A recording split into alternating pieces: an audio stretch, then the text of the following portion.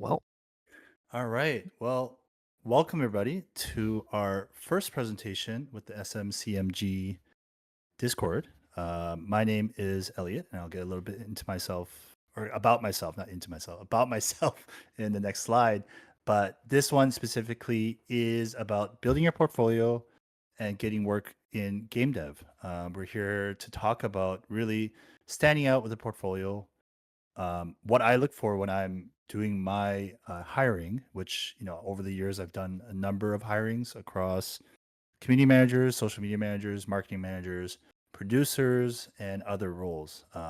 Often outside of that bubble, it's more of a culture slash social fit, as we call it, when we're hiring. But otherwise, yeah, I've gone over hundreds of resumes at this point, in the roles I've been in. So yeah, happy to provide a little bit of insight and specifically what I look for, and such. So let's get started. So first off, hello.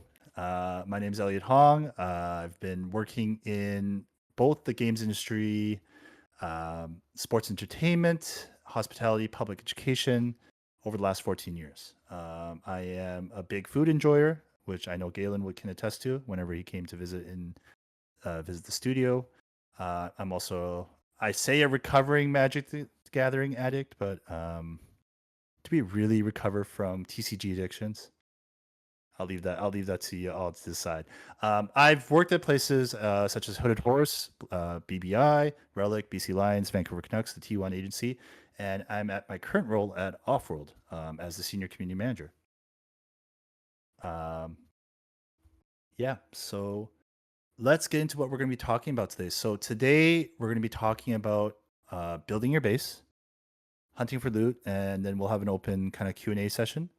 I've themed this around kind of a game journey that you would go into if you're ever to pick up an adventure game. But realistically, talking about kind of the tools and things that will make your resume and portfolio stand out. What are the things that I look for when I'm hiring? What are the things that you should and shouldn't do when you're applying for jobs and going through the interview process? And then anything that you feel like you would like to get more insight on, please feel free to ask questions. Galen, I think, said something about setting up some anonymous Q&A thing. yeah. So I don't know if you want to get Um, that started or something, but yeah. yeah, I guess I could So cover that now. Uh, just at yeah, the end, you could put your questions in the chat. I think we're doing all the Q&A at the end, and I'll also yeah, drop a exactly. form if you want to submit anonymous questions that we can feed to Elliot, and we'll try and get back Yeah, to you afterwards. yep, exactly. Cool. So let's get started. So, big caveat: my advice is not one size fits all. What worked for me or what worked for what I'm looking for may not work for you. Do your own research when you're looking for roles. Some game companies look for different skills and experiences. Even if it says community manager and community manager, what one company might look for may be drastically different than what another company might look for. So when you are applying for jobs, make sure you tailor your portfolio and your resume to match what you're looking for. Nothing is worse than getting a cover letter or resume application and looking at it and be like, they totally meant to send this to another company, or it went to, or you could tell it's a form letter where they've just inserted your name or your company name into it. Again, it doesn't take much effort to rejig a resume or cover letter.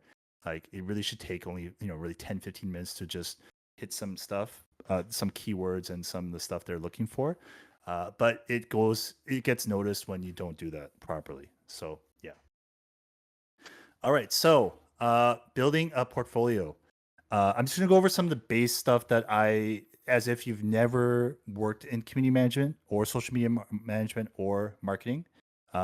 This is kind of a way to get started on getting yourself set up so that when you're applying for jobs, even if you haven't worked directly at a game dev studio or publishing or hardware or any of the many adjacent game dev industry related roles, this is a way that you can get yourself started. And what I've looked for especially if we're hiring a junior community manager, a social media coordinator, an event coordinator, a marketing coordinator, like any of the coordinator levels or the entry level roles, these are the ways that you can stand out and still, not to go the route of like free work, quote unquote, because that's something that, I don't advocate for. I would like for everyone to get paid when they're working, but there are ways for you to slowly start building up your portfolio so that when you do apply for a game dev related role, it's not like you haven't had any relatable experience. So the main thing is here is I've done 6 buckets here that I look for when I'm, when we're looking at applications and portfolios.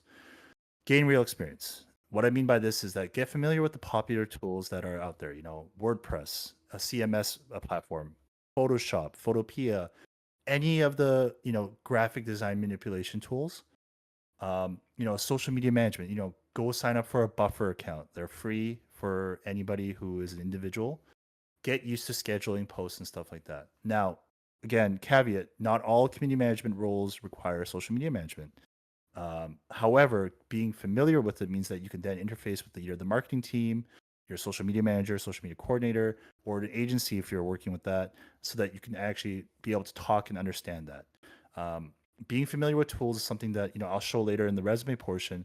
It's important to highlight because it's something that when I'm looking at tens, if not hundreds of applications, I'm quickly scanning to see if someone has any familiarity with the tools because being able to teach having to teach someone like just some base tools is already to me like a not saying a red flag, but it is a bit of a yellow flag of like, hey, like they haven't done any of the work prior to, and it'll be like as if they're starting completely fresh.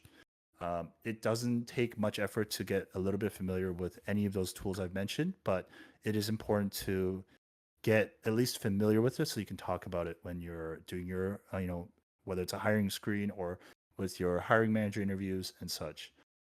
uh, Second bucket, it's important to connect a network.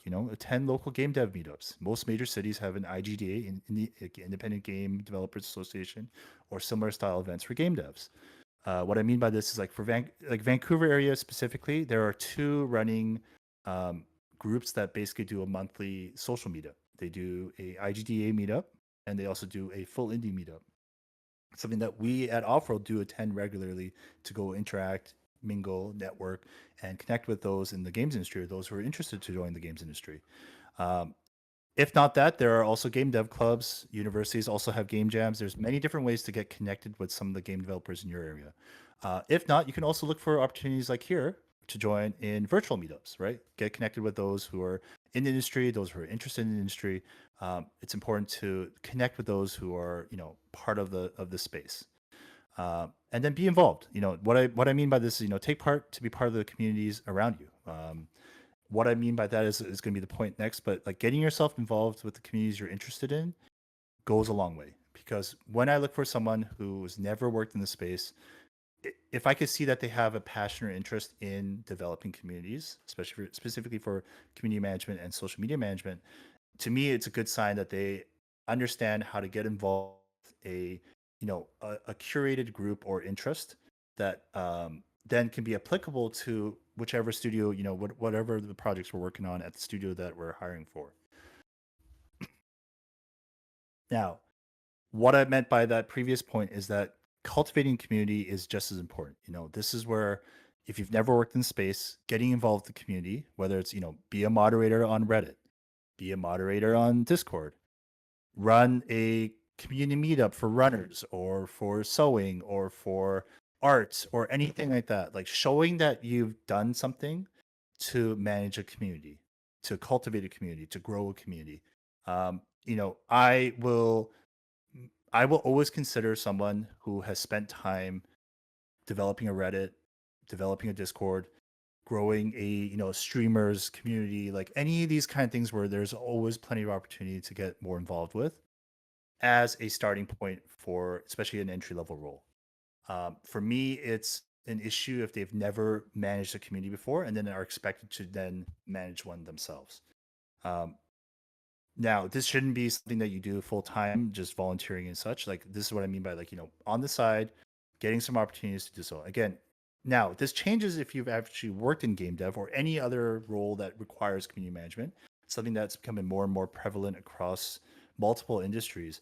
Then, obviously, that's going to take, precedent over that. But, you know, being able to start and grow a community is something that's really important for you when you're starting in this space. The next bucket is talk to talk. This is, just saying you should be familiar with what's going on in the gamer zeitgeist.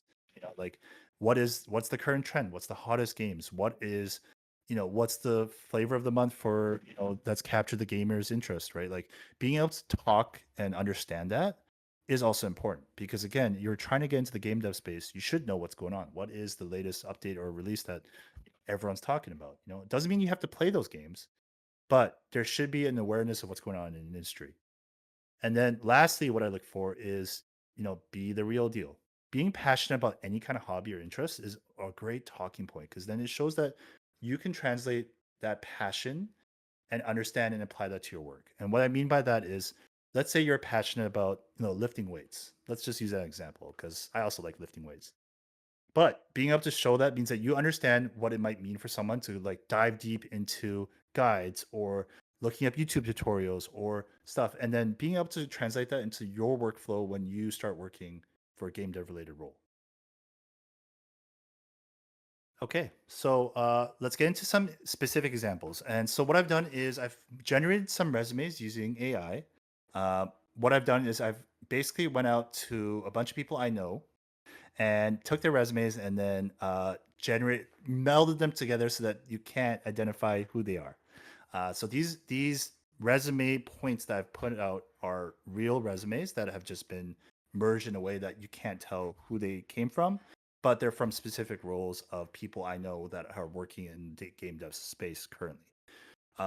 What I'm going to do is just go over some of the stuff they've written, some of the stuff that I look for specifically when I'm looking for applicants, and then what I would say are issues with the, or concerns with like anything they've written or stuff like that. So the first one I've got here is a marketing manager resume here. So as you can see here, they've got a lot of stuff that I would say is like what you would expect from a marketing manager. Talking about developing strategic marketing campaigns, talking about, integrating and working with other, third-party agencies, both internal and external stakeholders, talking about budget and stuff. One of the things that I'll point out is that it's really important is numbers. What I always look for is, can they back up what they're talking about with numbers? Can they talk about what's their budget? What was their advertising or marketing budget and how much was the spend there? Talking about, is there any year-on-year growth or percentage growth on their audience or sales? Is there any discussions about, engagement / viewership?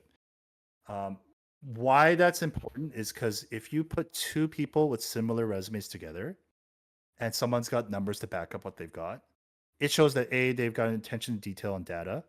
They've also have real numbers to back up their work. And three, it's also then showing that like when I have a conversation with them, that I don't need to then dig into the numbers and expect them to back it up, right?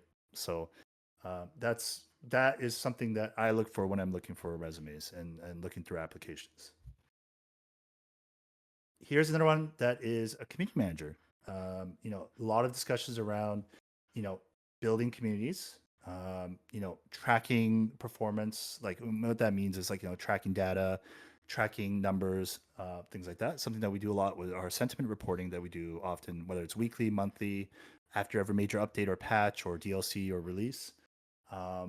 Talking about where they've worked with and how they've engaged and then how they've executed on those things. Again, one of the things I've noted here, though, that I've purposely left out was a lot of them were missing numbers, right? This is where I was talking about, cultivating a community. It's okay to mention and talk about the fact that you grew a small community of 10 people to 100 people. To me, it like the actual total number of things doesn't matter. What is important to me is to see that you know how to cultivate and grow a community, whether it's a niche interest or hobby, whether it's a cozy streamer or someone who is on the up and up. That part doesn't really matter. And Galen, I'm not going to reveal my sources on all the people I mined for resumes across both resumes I have because they've shared it with me or through LinkedIn. One of the things I mentioned, right, like is missing here is I don't see numbers here at all. I don't see, I don't see percentage growth. I don't see, data that would really help me make someone stand out beyond that. Now, however, they have hit many of the points that I would be looking for, but that just means that in the resume, instead of being able to talk more about what stuff they've done and can, transfer to the role that we're looking for. Instead, we're diving more into numbers and trying to figure out, is what they're talking about really what they know, right? So it's just setting yourself up to have more opportunities to then to talk about how you can be the best person for that role you're looking for. And then here's another one on social media management. This one is a little more hefty, right? Because for the roles I took for this one specifically, a lot of its discussions around learning and growing social media presence, talking about leading content planning and partnership campaigns, talking about asset production, and yes, it is being recorded. Jillian is recording it. This specifically gives a lot of core examples. Now, again, what's missing here are numbers, right? I want to know, what is your percentage of, engagement? What is your viewership? What is your level of engagement, et cetera, right? Now, here is my specific resume. And the reason why I want to point this out is that it gives you a good idea of how I look at something when I'm looking at someone's application. Having a list of skills is really important because it does a little check mark. It takes me about 5 seconds to scan through that. You understand what CMS is, you know what social media management is, because I've mentioned, Hootsuite, Sprout Social, Sprinkler, and Loomly. I know that you have awareness of Adobe, right? And so that takes 5 seconds for me to scan. And while I don't need to know how proficient you are, what it means is that when I talk about, hey, can you, let's say you're hired as the community, coordinator, I don't have to be like, hey, can you jump onto Photoshop and convert this PNG into a JPEG for me so that it fits under our band, the Steam bandwidth limit that we have for images and GIFs. Instead, I don't have to worry about hand holding. Even if you have to, it might take you a little bit to just figure out what tools you need. I don't need to worry about that. The other parts here that you can see here is that while I have shown similar things that the other community managers had in their resume, I've also included things that are more specific, right?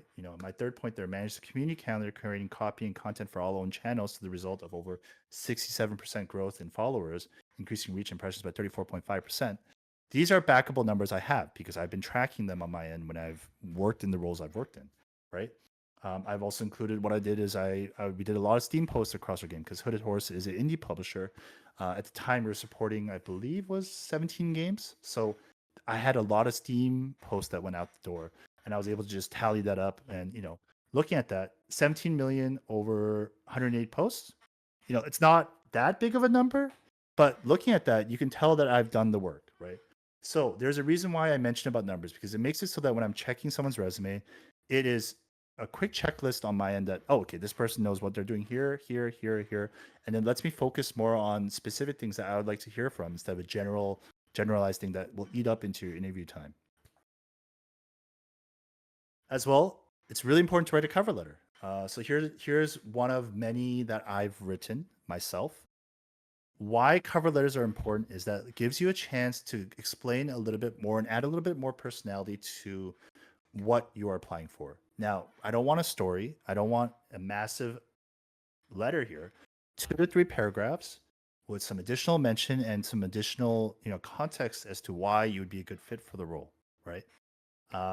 As well, having this it gives you a chance to stand out because then it shows that you've taken some care to write a little bit for this for the job that you're applying for. I don't expect you to rewrite the letter each time you apply for a role. However, you should have a generalized template that then you can just tweak and edit based on what are they looking for in the role, especially what's the the qualifications, and then this is a bonus if you have.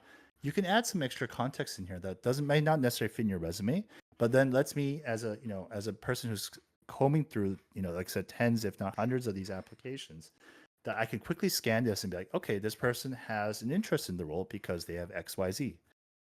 Again, you don't need to be the top candidate that matches everything.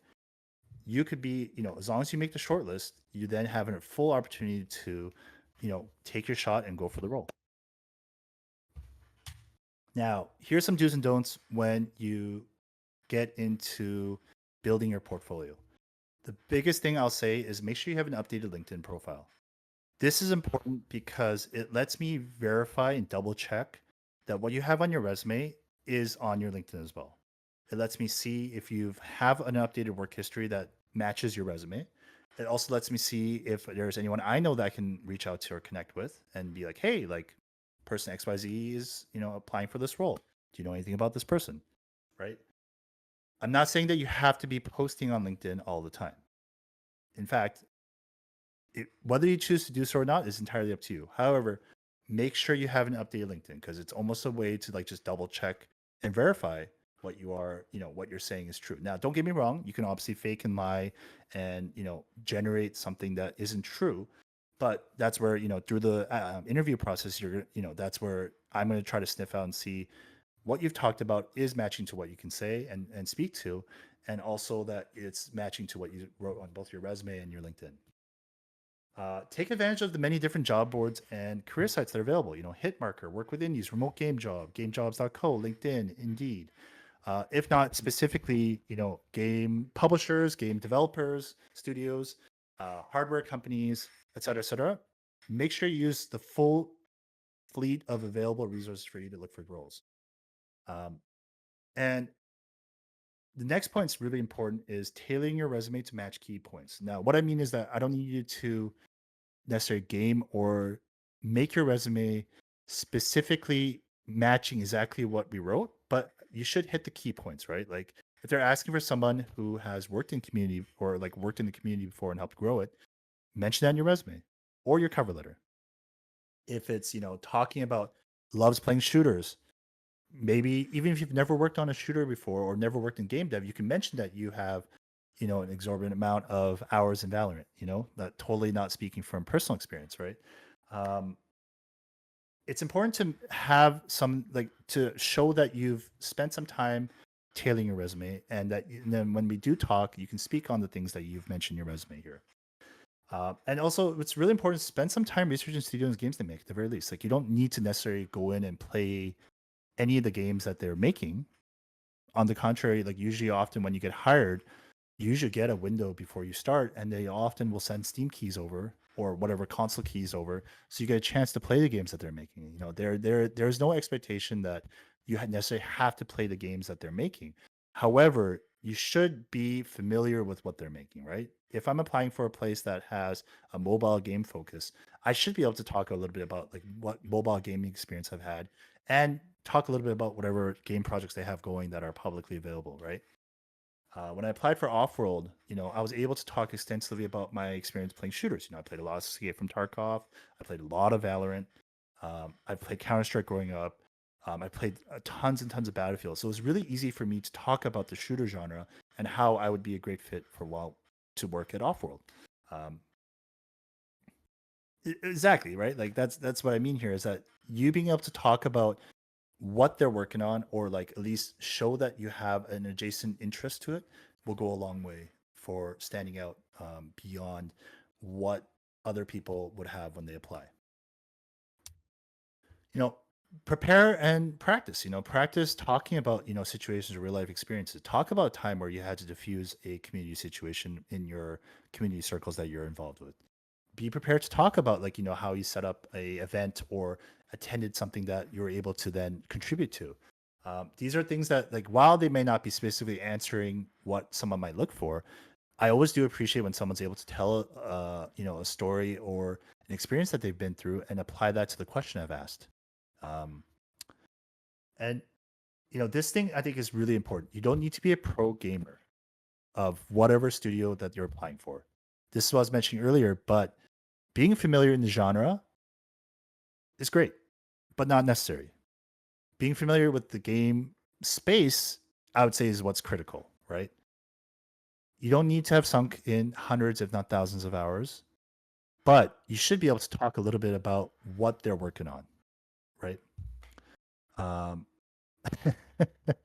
Thanks, Galen. Appreciate the backing and support of that. And also, it's important to get comfortable speaking to small groups of people. What I mean here is that if you're going to the community management space, if you're going into social media, if you're going into marketing, you are going to have to talk to people, right? Like this is why I was mentioning about getting involved in your communities, going to networking events. It gives you a chance to level up and gain some of the skills that are required to working in a studio. Especially being a community manager, you're going to have to talk with not only your communities that are part of the studio or the publisher or the hardware company or any of the many adjacent businesses that are tied to the games industry. It also means that you have to be able to speak about these things to your internal stakeholders, right? Your other developers, your producers, your people managers, et cetera, et cetera. And getting comfortable and being able to speak and do that is important. Now, not everybody needs to be. You don't like it's not a hard requirement to be streaming as a community person, but oftentimes a lot of community folks end up streaming for the companies that they work for, right? Same with social media management. Like sometimes I do know a lot of social media managers who will often put themselves in social clips that they do, right? Again, those are not hard requirements, but being able to speak to people and being comfortable with that is going to be really important for this type of work in this space. And then follow up. It's whether it's a thank you note or next steps with the hiring manager or getting feedback if you don't get the job. Follow up. It often goes a long way, especially if you apply for the role, didn't get it. Maybe in a year it opens up again, and your interactions are going to be remembered when you do speak to them again. So make sure you follow up with whoever you're talking with. Thank you notes, even just feedback if like say you don't get the role. I'm always more than happy to provide some general feedback to any candidate that's asked me for it. But surprisingly enough, I don't get a lot of follow-ups for those who don't get the role. I would say I could probably count on two hands here the total amount of times over the years people have actually followed up with me and asked like, "Hey, can you give me some feedback on the interview process or like what I can do to stand out differently?" And oftentimes or not, you're going to get people giving you feedback. It's I'm not going to speak of specific roles or names, but I could tell you that I went through an entire recruitment process. Uh, didn't get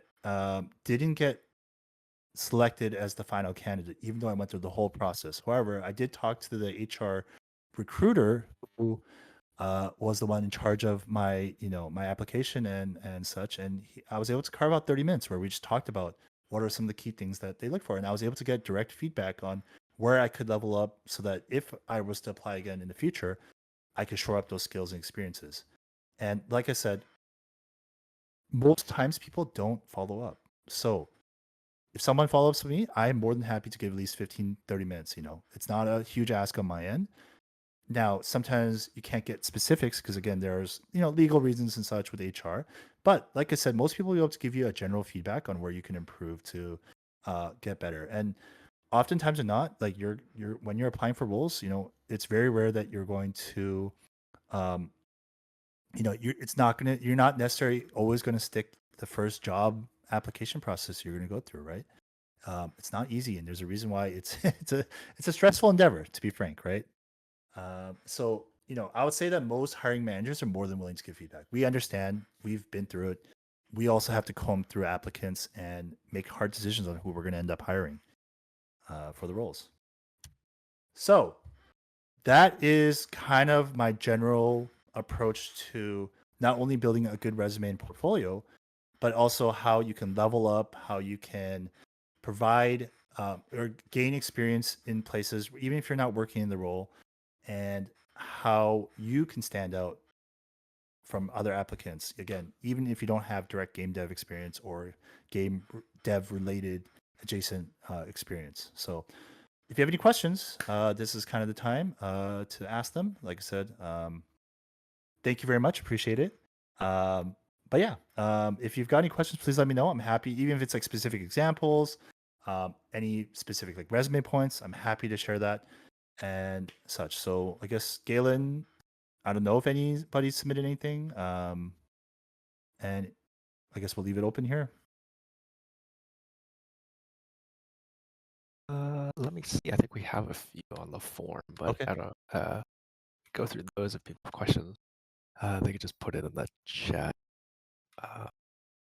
Or if they want to speak, I could always give them the power to speak. Sure, yeah. I'm open to whatever. Regardless, I am going to share this slide deck with Galen, and then Galen can share it to everybody in the server. So you can always take a look.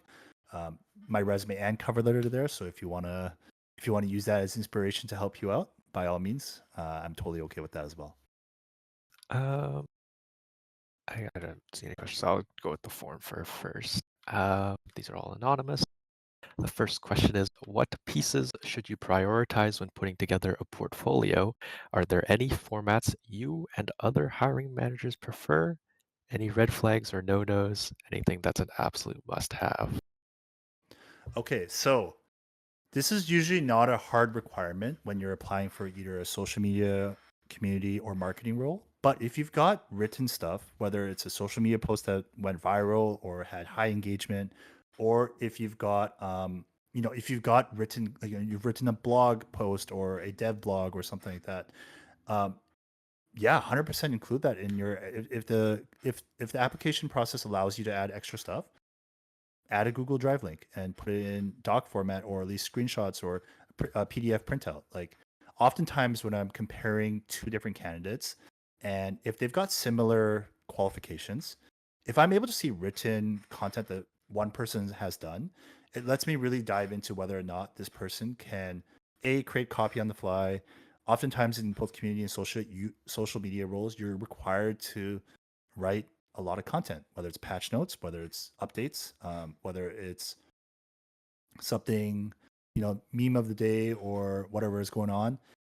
Being able to do that on the fly and being able to trust that you have a good command of the language, um, it goes a long way. So I specifically I love it when I get extra portfolio stuff in that form. Like I said, it doesn't have to be like something that has a billion likes. I'm looking for something that had good engagement or had a lot of responses, or you've written a really cool set of copy for whatever you're working on or whatever you've been part of. Those are often great to have. Now, if you're on the graphic design side, having a website with your portfolio, even if it's locked behind a password, is totally okay as well. Like those are things that I love seeing extra. But again, you don't need to include it. Oftentimes, most community and social media roles don't really ask for it. But if you do have stuff that is um, part of the stuff you've done in the past, by all means, include it in a Google Drive so that when we take a look, and especially like I said, when we're comparing two very similar candidates, that can often be what makes you stand out beyond the other candidate pools or the rest of the candidate pool. Uh, oh, so okay. I'll put the comments in the questions in the chat as well, so you can read the Sure. whole, because there are like multiple parts. Okay. So one is, how do you pull the percentages that show growth of communities you managed? What's a good marker for comparing the growth? And are there statistics you feel are particularly valuable, or is it a matter of showcasing what you did best with the community you cultivated? Yeah, 100%. So a lot of this is tracking your own data, right? Now, fortunately for things like Reddit, Discord, they have tools that you can basically check month on month or time period growth, so you can talk about that. For me, it's less important about the actual total numbers, but showing that you understand what it means to grow something, right? Even if it's like, hey, we only grew 10%, but during that time, we did a lot of, community posts during that time that really had good engagement and people wanted to find out more. So that's why we were able to grow it.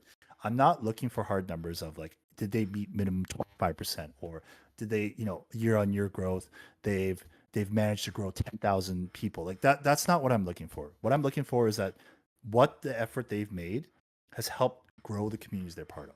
That's really the important thing, whether it's social media, again, community or marketing. I'm really looking for, did their effort mean that they were able to engage a group, engage a community, and have them, be part of that journey that they've been working on together with to grow.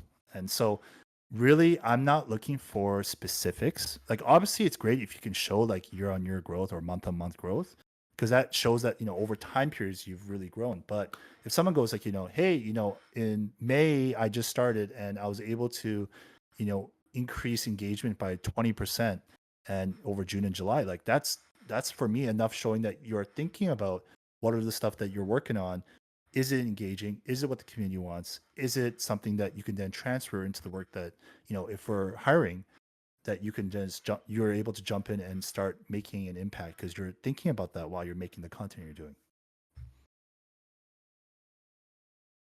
I see some people typing, but I'll just put the last question I have here.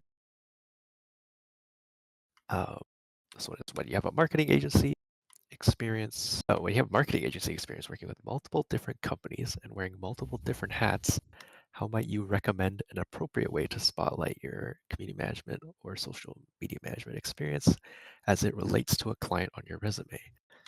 Ideally, without misconstruing that you are at an agency, not in-house with the development team. When you have marketing, sorry, I got to reread this question. Yeah, it's quite a big one.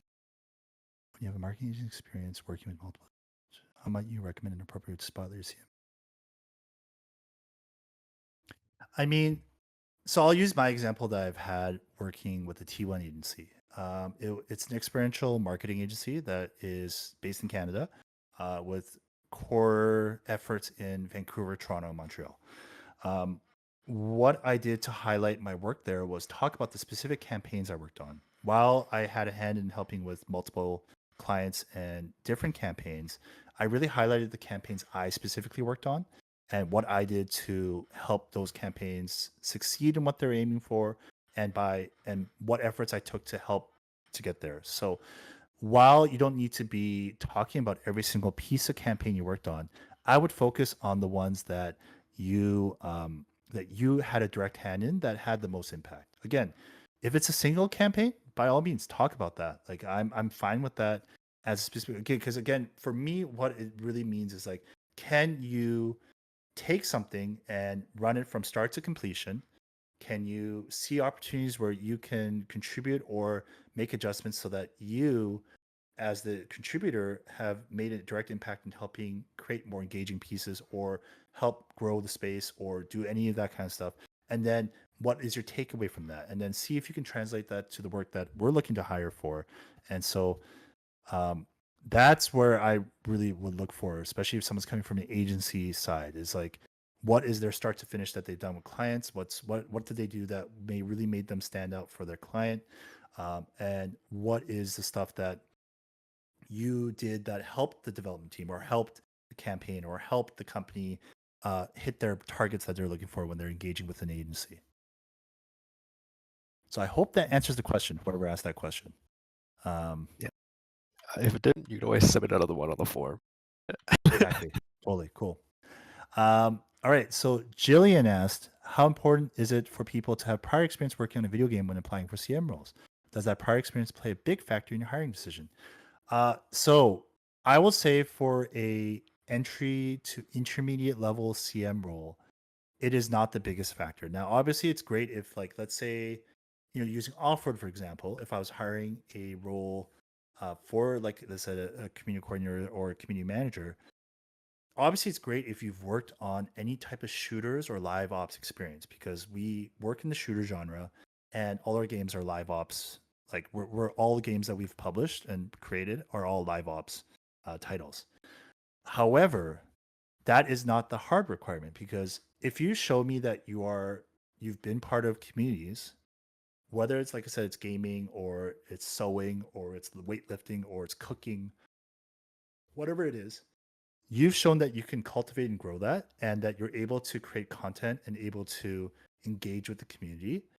That's almost going to be more important than just saying I've worked in the shooter genre because um, what to me is important is that someone who's genuine, someone who's, like I said, mentioned earlier, a good command of the English language or whatever languages that we're hiring for, and is someone who's willing to be creative and create engaging pieces and be able to speak about community needs and community wants is just as important as someone who's worked in the space or specifically in the industry. However, the other side of that is if I'm hiring for a intermediate senior role that requires good in-depth knowledge, yes, absolutely, it's important. It's critical that you've worked in the games industry space or specific genres or understand how the live ops like pipeline works, so that when we do hire, there's no training, there's no like lots of training required to fit and do the role that we're looking for. So yeah, hope that answers the question, Jillian. Let me know if that doesn't, um, or if you'd like additional follow-up answers to that.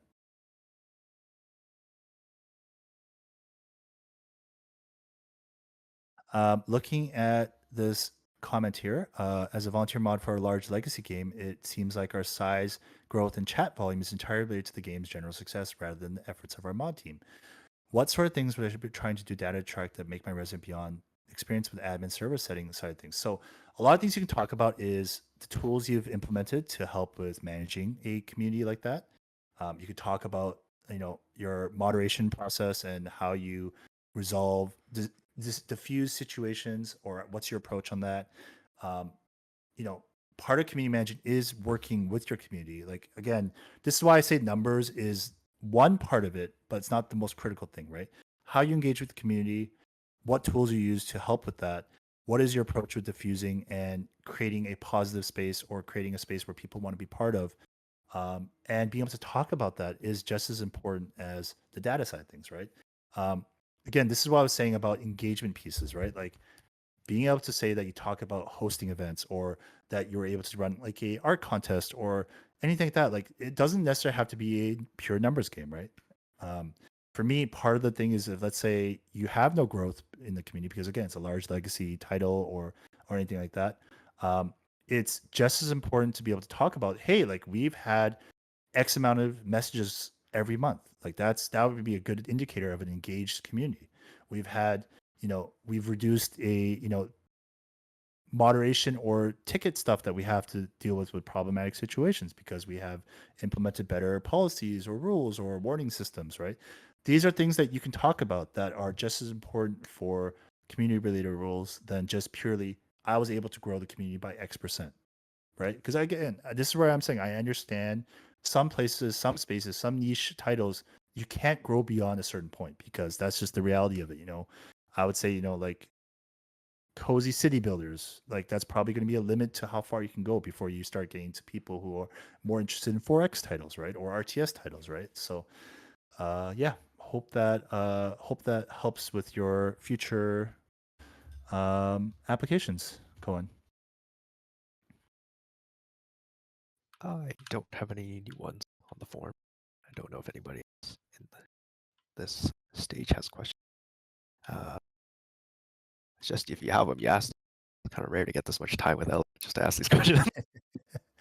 I am part of the server. Like I said, people can reach out. Uh, you know, can reach out afterwards. And then, like I said, I saw that, what's it called? There's the what's the thing that you guys do every first Saturday, Galen? Oh, the vibe. I think you have that slide, right?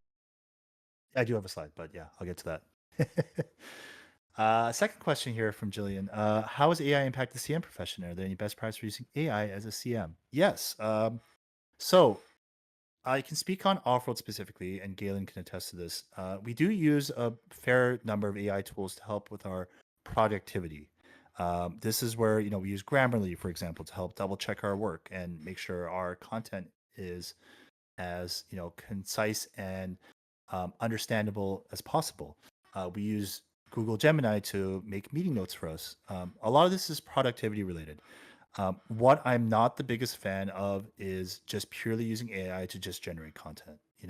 Oftentimes AI won't get specific wording correct. It won't get the right content copy correct. Um, Oftentimes, there are patterns that you can tell that someone spent just copying pasting from AI. What I love about using AI is that it can often be a starting point, right? Like, this this presentation slide deck was made using Google Gemini plus um, their templates that they have available on Google Slides. However, I then combed through it and made it completely what you see here. All the images, all the text, all the subheadings here were built by me, right? But I use this as a productivity tool so that I'm not doing everything from scratch. So there are ways to use these AI tools to help you with being more effective and efficient with your work. But a lot of times when I'm looking for work from Galen and the other CMs that work at Offworld, I'm expecting them to be able to talk about what they post about by talking to the developers, knowing their communities, understanding the game, and how whatever we need to talk about is done in a way that makes sense for the community when they're consuming it. The biggest thing I'd say is make sure that you get to put your own personal stamp on the work that you use when you're using AI tools.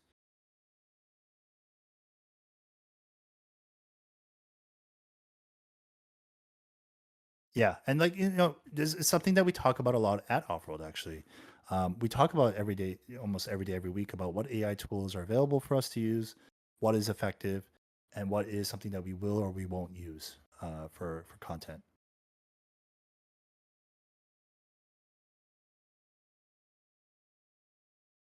But yeah, 100% Gemini meeting notes, lifesaver. Because I used to be in meetings and I'd be typing away action Yeah. steps, questions, and stuff.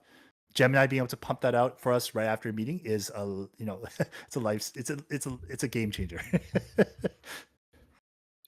That used to actually be my dedicated roles in some stand-ups. I was the It's note taker. brutal. I've been in your shoes too, Galen. Like that's not what I like. I don't like that. It's not a good use of anyone's time. And if anything, it makes you have like you're 50% at capacity, even if you should be 100% contributing to the meeting. So having these kind of tools to help with productivity, absolutely, I fully embrace it. But again, part of the reason why you're hired on as either a social media manager, social media coordinator, a community person, is that you are there because you're meant to be able to dive into the communities that you're part of, be able to talk the language that they talk, and understand why they're talking the way they do, because you are an invested member of that community. And AI is never, at least at this point, AI is not going to be able to replicate that. Are there any skills that you think are important for aspiring CMs to cultivate before landing the first role? 100%. I would say writing and editing abilities is absolutely critical. Um, you're oftentimes looking at a lot of different copy, whether it's patch notes, whether it's dev blogs, whether it's updates, whether it's you needing to generate a announcement for the community because you guys have an update, upcoming roadmap update, or dev interviews coming up. It's absolutely critical to have a good sense on how to write and edit, especially longer forms of content. Obviously, for social media, same thing applies. Writing and editing is important. That one, obviously, it's shorter form content, but with that, you get less chances to make mistakes because once a tweet goes out, or a Blue Sky post or an Instagram post goes live, if you made a critical mistake and someone sees it and they've screenshotted it or captured it, like it's kind of like it's kind of already out there. Whereas with Steam posts, I've definitely published something and I've gone back and edited it. Right, like those are things that we have a little more leeway on, website copy, et cetera, et cetera. So writing, editing, I would say is probably the utmost like critical thing for any aspiring CMs to get used to, critiquing and editing your own work, so that when you get to a point where someone is like for me, for example, Galen and other CMs often submit stuff to me. I'm doing an edited pass when they submit their work to me. So yeah. Zach Lantern asks, does any of this resume advice change for CMs with intermediate level experience? No, it does not, because the thing that changes from entry level aspiring CM versus an intermediate CM is that you have had experience working in a community management role. So I would like to see what from your companies you've worked at, what have you done and what kind of impact have you made with engaging with your communities? Again, it doesn't have to be like pure numbers game where I just want to see growth on growth. No, but I want to know, are you familiar writing and creating Steam posts? Are you familiar with doing updates and patch notes? Are you familiar with creating engaging pieces of content that your community like to hear and read about? Right? Like that stuff is still just as important. And that's something that you can apply to any level of seniority with community management, right? Entry, aspiring, doesn't have to be game related specific, but you should be able to talk about how you've engaged and helped cultivate a community. Intermediate level, I expect to see discussions around updates, patches, major releases, DLC, game launches, et cetera, that you've been part of in whatever space you're in. Doesn't have to be game dev related, because a lot of tech companies have community managers now, right? Anybody with a forward-facing public setting, there's often community managers now. So I want to see what you've done to help engage and cultivate the communities you've been part of in any level of experience across the board. The only big difference is that at an intermediate and senior level, you have now more concrete examples in the spaces that you've worked in versus someone who is more aspiring or is seeking an entry level role.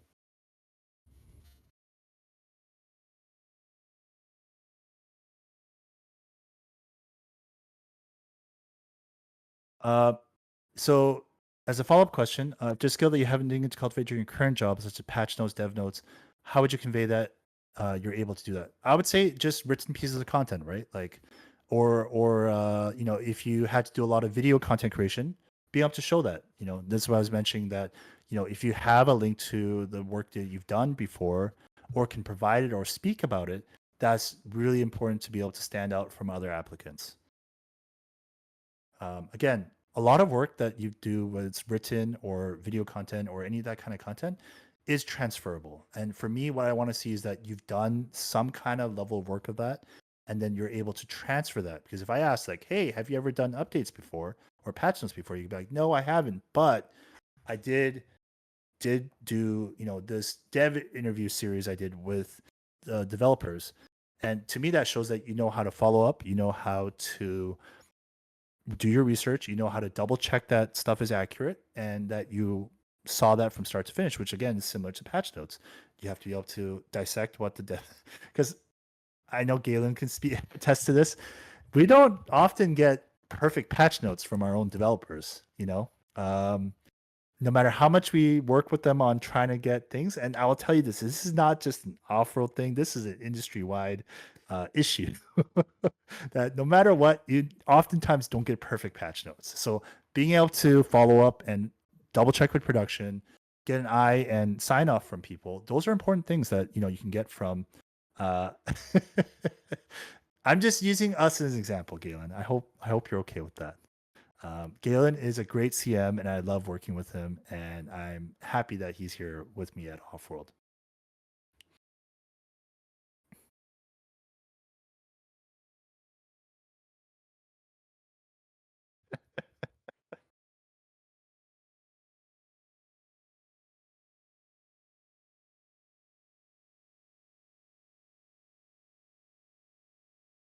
Yeah, they're.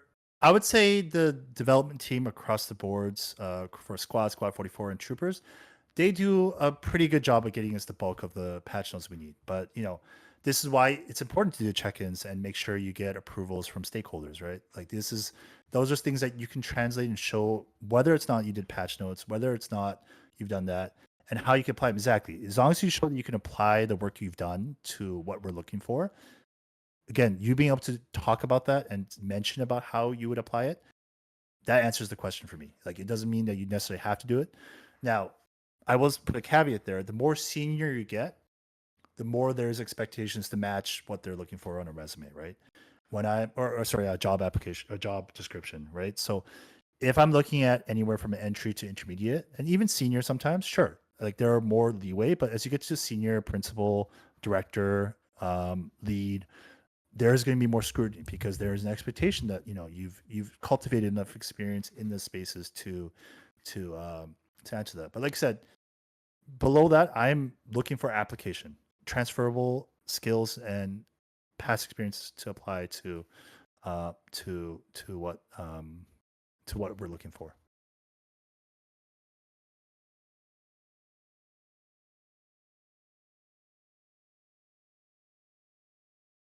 All right. If there is there any more questions that anybody has, and no problem, happy to answer these. Get your questions in. Get them in. Like I said, if there are no further questions, that's totally okay. We can talk about what's up, what's coming up. But yeah, let's. I'll proceed through I'll finish off this presentation, Galen, and then if anyone's got any more, I can answer them at the end. If not, then I guess like I said, there are opportunities where people can reach out, provide questions, et cetera, and we can happy to do some follow ups on my end. So yeah. So just some information here. I say credits here, but really ways to connect with me. LinkedIn. Here's my LinkedIn. I will say this: anytime you want to reach out to anybody who has not, I haven't directly connected with you or engaged with you, please make sure you drop a line saying why you're connecting with me. I want to know, hey, I just heard your talk, or SMC, I'm part of the SMCMG group. Um, it's really important to do that because I get asked a lot of times of requests, and I'll be quite frank, if I have not talked to you before, if I have not met you in person, if we don't have a lot of mutuals, I will actually just ignore the request or decline it because for me it's important to cultivate my own network of people. And I need to know who I'm connecting with, right? Like oftentimes I will get asked by someone like, "Hey, do you know XYZ person?"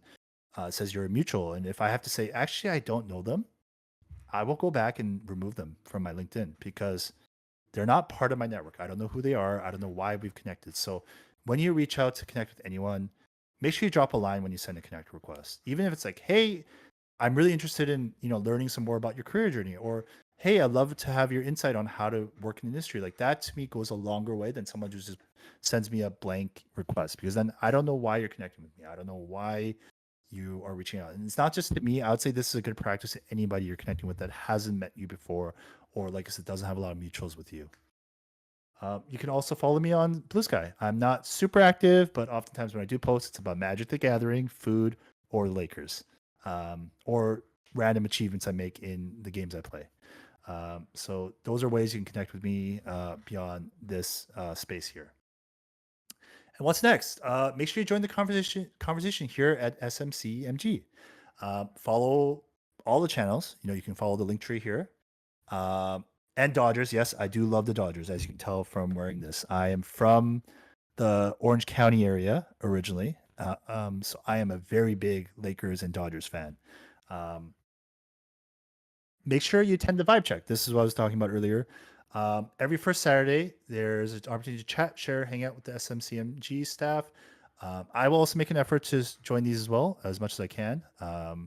Galen will have to probably poke and remind me when next one's coming up. But yeah, this is a great chance for you to kick back, hang out, talk with folks who are in the industry or want to talk about the games stuff that's going on. And then if you have a passion or an interest in doing a speaker thing, be the next speaker. Reach out to the SMCMG staff if you are interested in doing so. And yeah, so that is it. Thank you, everybody. There will be a survey sent about this session, so please fill it out when you can, because it helps the SMCMG staff make better sessions like this in the future. And yeah, that's it. That's it for me.